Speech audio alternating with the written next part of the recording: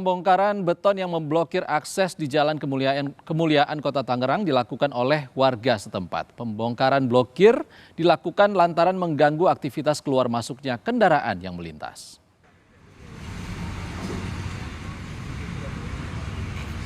Aksi pembongkaran beton permanen yang dipasangi papan nama dari ahli waris yang mengganggu akses di Jalan Kemuliaan Cipondoh, Kota Tangerang, Banten dilakukan warga karena menyebabkan angkutan jasa kurir paket sulit melintas.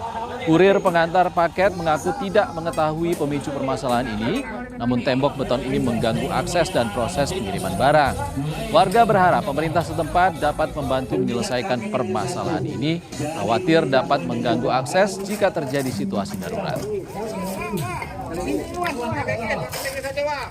Jarang, kalau lagi ada mau barang aja kemarin. Tapi kemarin ngalamin pas jalan di belum. ngalamin.